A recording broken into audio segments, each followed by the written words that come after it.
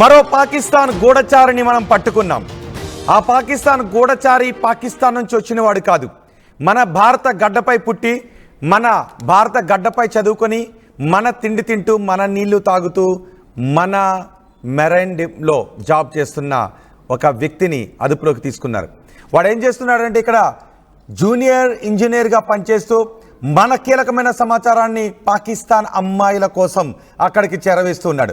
వాళ్ళు ఇచ్చే డబ్బులు తీసుకుంటూ ఉన్నాడు. పాకిస్తాన్ అమ్మాయిలు వలలో పడి ఈ సమాచారాన్ని అంతా చేరవేస్తున్నాడు. ఇప్పటికే మనం చూసాంగా మోతీరామ్ సిఆర్పిఎఫ్ ఏఎస్ఐ, సిఆర్పిఎఫ్లో ఏఎస్ఐగా పనిచేస్తున్న మోతీరామ్ పాకిస్తాన్ నుంచి వచ్చిన ఒక మహిళా జర్నలిస్టు వలలో పడి మన కీలక సమాచారాన్ని అటు చేరవేశాడు, డబ్బులు కూడా తీసుకున్నాడు. ఇప్పుడు మరొక వ్యక్తి రవీంద్ర వర్మ ముంబైలో థానేలో పనిచేస్తున్నాడు, జూనియర్ ఇంజనీర్గా పనిచేస్తున్నాడు. పాకిస్తాన్కి భారతదేశంలో ఒక స్పైగా మారాడు. ఇడిగో వీడే, ఇప్పుడు మీరు ఆర్టీవీ స్క్రీన్ పైన చూస్తున్నారు. రవీంద్ర వర్మ పాకిస్తాన్కు భారతదేశంలో గూఢచర్యం చేస్తున్నాడు. పాకిస్తాన్ కోసం భారతదేశ రహస్య సమాచారాన్ని సేకరించి పాకిస్తాన్కు పంపిస్తూ ఉన్నాడు ఈ రవీంద్ర వర్మ. ముంబై థానేలో ఉంటూ ఉన్నాడు. పాకిస్తాన్ అమ్మాయిల ప్రేమ వలలో పడ్డాడు. ఇప్పటికే మనం చాలా సందర్భాల్లో చూసాం. మన ఆర్మీ అధికారులకు హనీ ట్రాప్ వేస్తూ ఉన్నారు పాకిస్తాన్ అమ్మాయిలు. అందమైన అమ్మాయిలను రంగంలోకి దింపి ఇలా అందమైన అమ్మాయిల వలలో పడే మనస్తత్వం ఉన్న వాళ్ళకి వలలు వేస్తూ ఉన్నారు. డబ్బులు ఆశగా చూపిస్తూ ఉన్నారు, మగువలను ఆశగా చూపిస్తూ ఉన్నారు, మనీని ఆశగా చూపిస్తూ ఉన్నారు. ఇలా మగువులను మనీని ఆశగా చూపించి దేశ రహస్యానికి చెందిన సమాచారాన్ని సేకరించే పనిలో ఉన్నారు. ఇలాంటి బలహీనులు అమ్మాయి వల విసరగానే పడిపోయే ఇలాంటి బలహీనమైన వాళ్ళు మన రహస్య సమాచారాన్ని పాకిస్తాన్కు చేరవేస్తూనే ఉన్నారు. ఇప్పటికే మీరు చూసారుగా, మోతీరామ్ మన సిఆర్పిఎఫ్లో ఏఎస్ఐగా పనిచేస్తున్నాడు. మరొక అమ్మాయి గుర్తుందా, జ్యోతి మల్హోత్రా. జ్యోతి మల్హోత్రా మన పంజాబ్లో పుట్టింది. అమ్మాయి మన హర్యానాలో పుట్టింది. ఆ తర్వాత పాకిస్తాన్ ఐఎస్ఐ ఏజెంట్లతో చేయి కలిపింది. వాళ్లతో అన్ని రకాల సంబంధాలని పెట్టుకుంది. ఈ మాట అంటానికి కొంత బాధ అనిపించినా కానీ ఈ అమ్మాయి ఆ పాకిస్తాన్ ఐఎస్ఐ గాళ్లతో అన్ని సంబంధాలు పెట్టుకుంది. ఇండోనేషియా వెళ్ళి ఎంజాయ్ చేసి వచ్చింది, పాకిస్తాన్ వెళ్ళి వీడియోలు చేసి వచ్చింది, భారతదేశంలో ఉన్న రహస్య సమాచారాన్ని పాకిస్తాన్లో వాళ్ళకు చేరవేసింది. పైగా ఈ అమ్మాయి మొదటి బాక్స్లో చూస్తున్న ఈ అమ్మాయి గురించి ఒక్క నిమిషం మాట్లాడుకుందాం. ఈ అమ్మాయి ఏం చేసింది, పాకిస్తాన్ వెళ్ళి వీడియోలు చేస్తూ ఉంటే వాళ్ళు ఈ అమ్మాయికి బాడీ గార్డులాగా, అక్కడ ఉన్న పోలీసుల బాడీ గార్డులాగా, ఎందుకంటే అక్కడ ఉన్న ఐఎస్ఐ ఏజెంట్లకు ప్రియురాలు. ఇప్పుడు మీరు ఆర్టీవీ స్క్రీన్ పైన చూస్తున్న ఈ అమ్మాయి మన దేశంలో పుట్టిన అమ్మాయి కదా, మన అమ్మాయి కదా అని పెద్ద ఎత్తున ఈ అమ్మాయిని మనం ఫాలోయింగ్ చేసి తనకి సోషల్ మీడియాలో కావాల్సిన ఆదాయాన్ని ఇచ్చి నిలదొక్కునేలాగా మనం చేస్తే పాకిస్తాన్ పంచన చేరి మన సమాచారాన్ని అక్కడికి చేరవేసింది. మరి వీడేం చేశాడు, ఇక్కడి తల్లి కడుపున పుట్టి పాకిస్తాన్ పాపల కోసం, పాకిస్తాన్ అమ్మాయిల కోసం వాళ్ళు విసిరిన వలలో పడి తల్లి భారతదేశానికి సంబంధించిన రహస్య సమాచారాన్ని పాకిస్తాన్కు చేరవేస్తున్నాడు. ఇక్కడ తల్లి కడుపున పుట్టిన ఈ రవీంద్ర వర్మ భారత్కు చెందిన సబ్మెరైన్ల వివరాలను పాకిస్తాన్కు చేరవేశాడు. వీడు మెకానికల్ ఇంజనీర్గా పనిచేస్తున్నాడు రవీంద్ర వర్మ.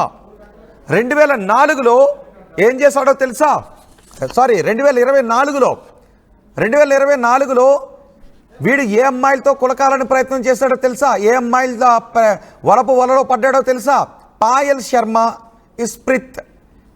శర్మ ఇష్ప్రిత్. ఈ ఇద్దరు అందమైన అమ్మాయిల వలలో పడ్డాడు. వీళ్ళిద్దరు పాకిస్తాన్ ఏజెంట్లు. ఎవరు, పాయల్ శర్మ, ఇష్ప్రిత్. వీళ్ళ వలలో పడి ఇక్కడి సమాచారాన్ని వాళ్ళకు అందిస్తూ వచ్చాడు.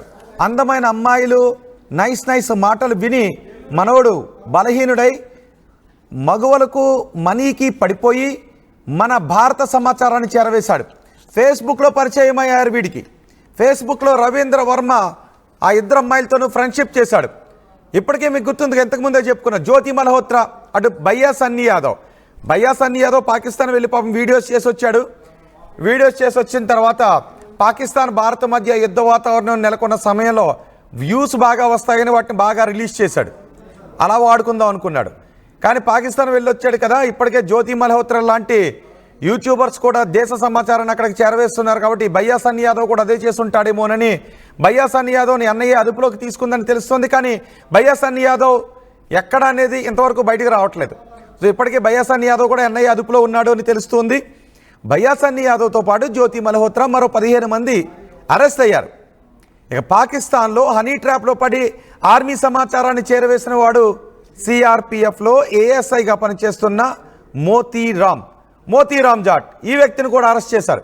ఇలా ఒక్కొక్కరు బయటకు వస్తూ ఉన్నారు. ఇప్పటికే మీరు చూసారుగా, విజయనగరంలో సిరాజ్ని, హైదరాబాద్లో సయ్యద్ని, ఇద్దరిని పట్టుకొని విచారిస్తే పేలుల్లోకి ఎటువంటి కుట్రకు తెరదీశారు అనే సమాచారం బయటపడింది. వాళ్ళ ఇచ్చిన సమాచారం ఆధారంగా మన వరంగల్లో ఒక ఇద్దరిని పట్టుకున్నారు, ముంబై ఎయిర్పోర్ట్లో ఒక ఇద్దరిని పట్టుకున్నారు, హైదరాబాద్లో సయ్యద్ని, విజయనగరానికి చెందిన సిరాజ్ని పట్టుకున్నారు. ఇప్పుడు ఎన్ఐఏ దర్యాప్తును వేగవంతం చేసే కొద్దీ ఇలాంటి రవీంద్ర వర్మ లాంటి వాళ్ళు, అలాంటి మోతీరామ్ లాంటి వాళ్ళ వివరాలు ఒక్కొక్కటిగా బయటకు వస్తున్నాయి. మరి ఇలాంటి రవీంద్ర వర్మ, మోతీరామ్ లాంటి వాళ్ళని ఏం చేయాలి మనం? ఇక్కడ తల్లి కడుపున పుట్టి భరతమాత ఒడిలో పెరుగుతూ మన సమాచారాన్ని పాకిస్తాన్కు చేరవేస్తున్న ఇలాంటి రవీంద్ర వర్మ లాంటి వాళ్ళని ఏం చేయాలి? ఇప్పుడు ఎన్ఐఏ అధికారుల అదుపులో ఉన్నాడు. అందమైన అమ్మాయిలతో ఫోన్లు చేయించి ఇలాంటి ఎవరు బలహీనంగా ఉంటారో వెతకండి అని, ఆ బలహీనంగా ఉన్న వాళ్ళకి అన్ని రకాల ఆశ చూపించి ఆ తర్వాత బ్లాక్మెయిల్ చేయడం మొదలు పెడతారు. ఆ తర్వాత వీళ్ళు ఏం చేస్తారంటే బ్లాక్మెయిల్ చేయడం మొదలు పెడతారు. బ్లాక్మెయిల్ చేసి కీలక సమాచారాన్ని రాబడుతుంటుంటారు. గతంలో కూడా మనం చాలా సందర్భాలు చూసాం. ఇలా పాకిస్తాన్కి మన రహస్య సమాచారాన్ని చేరవేసిన తెన్నింటి వాసాలు లెక్కపెట్టే ఇలాంటి మోతీరామ్ లాంటి వాళ్ళను, రవీంద్ర వర్మ లాంటి వాళ్ళని మనం చాలామందిని చూసాం.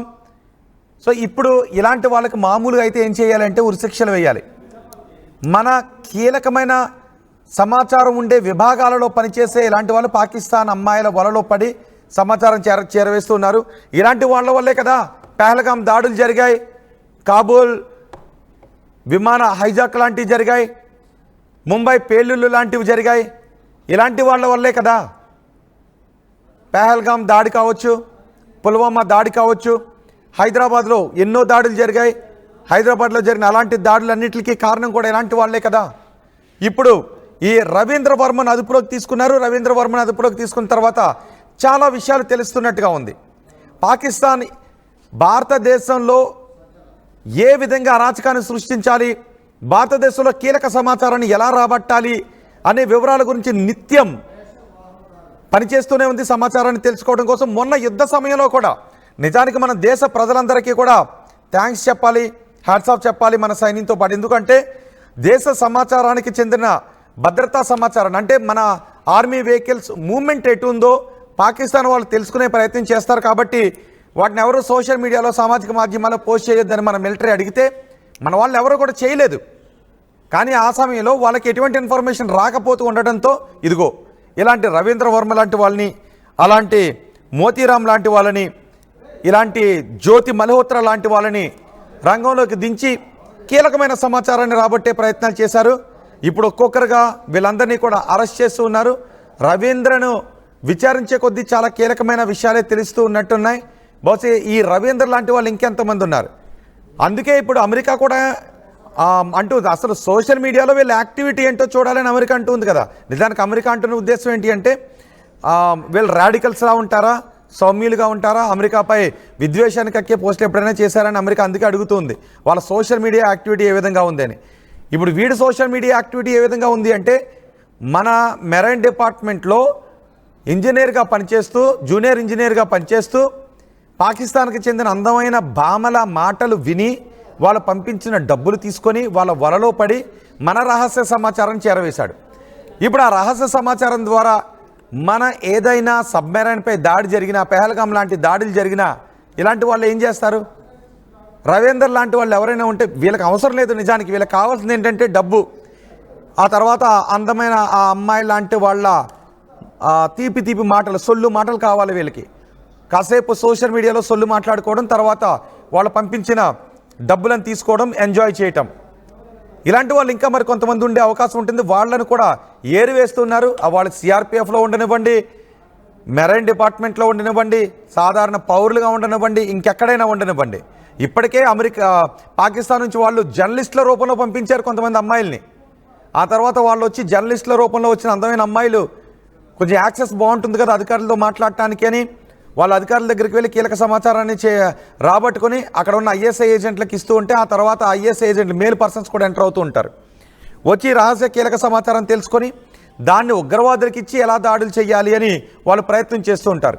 ఇప్పుడు రవీంద్ర వర్మ అరెస్ట్ అయిన తర్వాత చాలా కీలక సమాచారం ఎప్పటి నుంచి పరిచయం, ఎలా పరిచయం, డబ్బులు ఏ అకౌంట్లోకి వచ్చాయి, ఆ డబ్బులు ఎవరికి ఇచ్చావు, ఇలా చేస్తే డబ్బులు వస్తాయని ఇంకెవరినైనా ఉసుగొలిపావా, ఎన్నాళ్ళ నుంచి ఈ సమాచారాన్ని దేశ భద్రతకు సంబంధించిన సమాచారాన్ని ఎన్నాళ్ళ నుంచి పాకిస్తాన్కు చేరవేస్తున్నావు, ఇంకా పాకిస్తాన్లో ఎవరున్నారు, ఈ వివరాలన్నీ కూడా రాబడుతున్నట్టుగా తెలుస్తుంది. ఇలాంటి వాళ్ళు ఇంకెవరైనా ఉంటే వాళ్ళకి ఎటువంటి శిక్షలు వేయాలి, పట్టుబడితే ఇలాంటి వాళ్ళందరికీ ఎటువంటి శిక్షలు వేయాలని మీరు అనుకుంటున్నారో మీ అభిప్రాయాన్ని కామెంట్ బాక్స్లో తెలియజేయండి.